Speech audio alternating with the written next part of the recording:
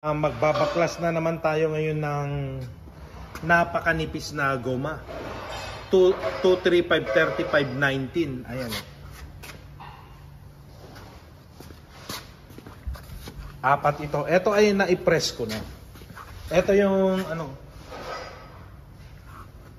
i-install natin. Ayan. Etong tire changer na gagamitin natin ay yung mga ordinary lang.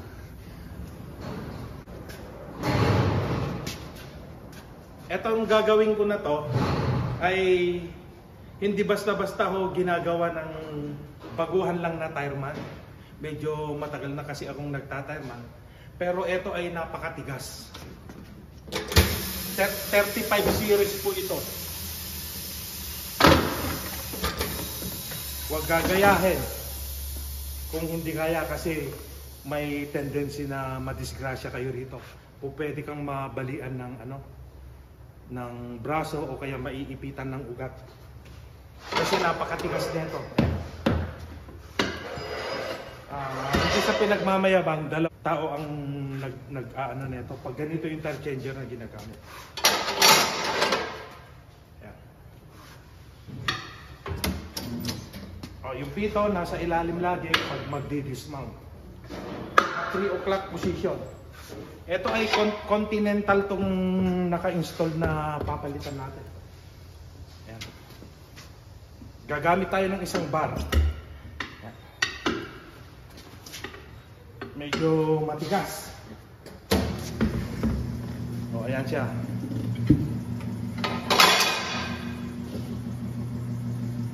Three o'clock position. Yung tire valve, ito. Eksaktong pag-ikot, ayan, lumabas na hindi na nagagalaw yung pito dito sa ilalim. Eksaktong pagtanggal, pag-dismount ng goma, nandito na, safe na siya. Ayan.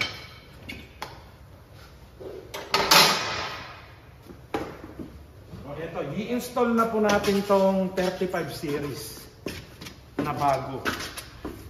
Yan. Matigas. Kailangan natin ng lubricant, kabilaan. Ayan. O, pinatong ko na dito sa magules yung marami ng gas-gas luma. Tapos lalagyan mo na ng ganyan. O, 7 o'clock position naman ngayon yung pito. Ito, directional ito. Pero ito ay magkaparehas, pero kailangan mong titignan. May rotation, no? Yan. Nilagyan natin ng lubricant yung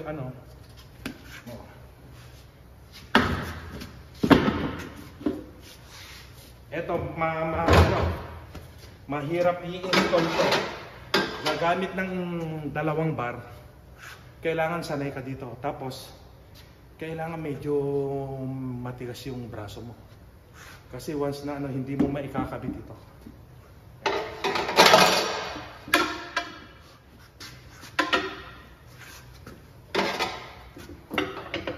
Ayan, uulitin ko, hindi basta-basta ginagaya ito.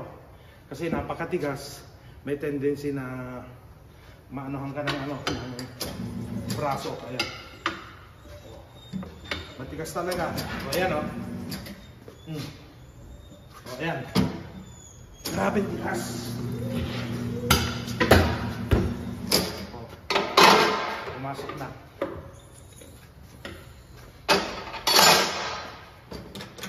1992 pa kasi ako naging tireman. Hanggang ngayon, trabaho ko pa rin. Medyo nasanay na rin sa trabaho. Ayan. Papakita ko po ulit yung size.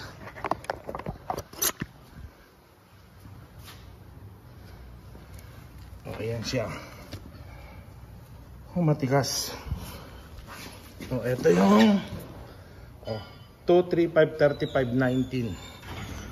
Ayan. O, marami pong salamat sa mga nanonood sa aking mga videos.